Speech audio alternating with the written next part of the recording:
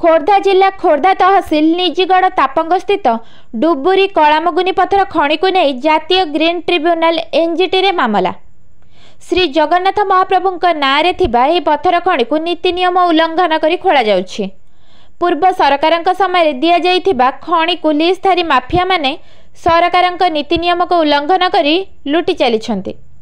भूमि पतन ठारू यथेष्ट गभीर खनन सरिलाणी, जहाको नहीं स्थानीय अंचलर मनोरंजन कलश जातीय ग्रीन ट्रिब्यूनल एनजीटी द्वारस्थ होइछन्ति। राज्य सरकार को पक्षभुक्त करी खणीर परिवेश मंजूरी को बातिल करने सहित अधिक खणी खनन जनित परिवेश प्रदूषण क्षयक्षति आकलन करी दंड विधान करने को कोर्ट को अनुरोध करिछन्ति। निजीगढ़ तापंग अंचल डुबुरी न्यू बिल्डिंग स्टोन क्वारी रही। खाता नंबर 832/1 प्लट नंबर 944 मोट 6.720 एकर जमी रे खणी को लीज दिया जाइछि। 2021 मसीह खणी खनन पर परिवेश मंजूरी दि जाइथिला। पूर्वर लुचा छपारे खणी खनन चली बेले लीज देला पर संपृक्त अंचल खणी उत्तोलन अधिक बढ़ी। खणी खनन को स्थानीय निजीगढ़ तापंग और मलीपड़ा गाँव लोक विरोध करिसेंति। खणी खनन जोगु चाष कार्य बाधाप्राप्त होउछि। गाई गोरु माने खणी रे पड़ी मृत्युवरण करुछन्ति और पत्थर ब्लास्टिंग रे शब्द प्रदूषण एवं पत्थर ब्लास्टिंग जोगु लोकंक घर द्वार फाटी जिबा जोगु लोक एबे आतंकित अवस्था रे रहुचन्ति। पूर्वर ए संपर्क रे स्थानीय लोक माने जिलापाल को लिखित भाव अभियोग करथिले मध्य जिला प्रशासन अभियोग को विचार को नै नाहंती। मामला एबे एनजीटी को जाइछि। स्थानीय लोकंक अभियोग खणी खनन नियम रे पतन ठारू बहु गभीर पर्यंत खोला सरिछि। तापंग अंचलर हाथिया मुंडिया विपद को आमंत्रण करुछि। एनजीटी रे मामला रुजु हेबा परे विचार पई ट्रिब्यूनल 5 जणिया कमिटी गठन करिसेंति।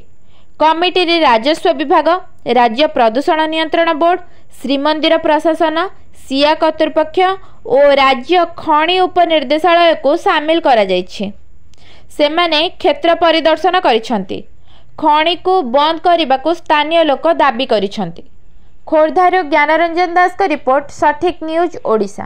दाबी होउछि आज्ञा एठी कोटी कोटी टंका जगन्नाथ संपत्ति नष्ट होउछि। प्रतिवाद कला परे भी एटा मानु नाहंती। हमहु धमक चमक देखै हमर चाष जमी सब नष्ट करछन्ती। चाष जमी नष्ट हम तो चाषी लोक चाष कले चलिबु आ इति मानु नाहंती। आमे कोन करिबु? गरीब लोक टेम्पल तहसीलदार आउ स्थानीय पुलिस स्टेशन सबुठी आमे जाइकी हताश होई फेरिचु। तापरे ये 6 मीटर लघु खनिज हिसाब रे एटार 6 मीटर खोलिया कथा। 6 मीटर ये 200-300 मीटर माने गभीर होइसलानी। तापर केमिति प्रशासन को दउची बाहर चलेबे को जे ब्लास्टिंग हो द्वारा मेडिकल छोट पिलांग स्कूल कन्वेंट कॉलेज एठी बहुत क्षतिग्रस्त। दादरा पत्थर पड़की आ नष्ट होउची। माने पिलांगर कार मुंड फाटिलानी तो के गुड मेडिकल गलानी एमिति सब नष्ट होउची। आ आमे अनुरोध करूछु आपण मीडिया हिसाब रे आउ जे मु पूरी श्री अरविंद पाड़की मुख्य परिचालन हिसाब से से समय दियंते आमे तांको देखाई कि आम अभियोग जना।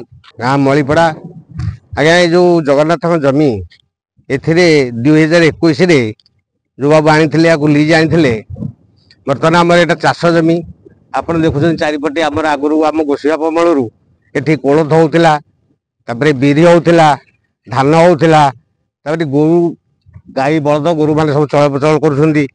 एठी कोनोसी क्षतिग्रस्त बहुत अधिक होउची। एठी जो ब्लास्टिंग करुछन्ती ब्लास्टिंग सहासु गोरु गाई बहुत खराब होउछन्ती।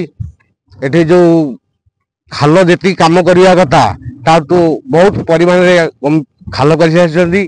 सेतिरे जो जलवायु पानी रो कोनोसी सुविधा नाही, जमी बारी पानी जाई पारु नाही। एमाने पुलिस तहसीलदार कलेक्टर ऑफिस का में घेरो करथिलु। कलेक्टर ऑफिस का में अप्लाई करके केस देथिलु। से माने कोनोसी सुनिले नाही, तार पदक्षेप नेले नाही। से माने तहसीलदार पुलिस से माने को सब पैसा देई जोर जबरदस्ती काम करछन्ती। हमको भय देखछन्ती। हमर कोनोसी काम करि पारु नाहु। बिल बाड़ी चाष जमी आम किसी काम करि पारु नाहु।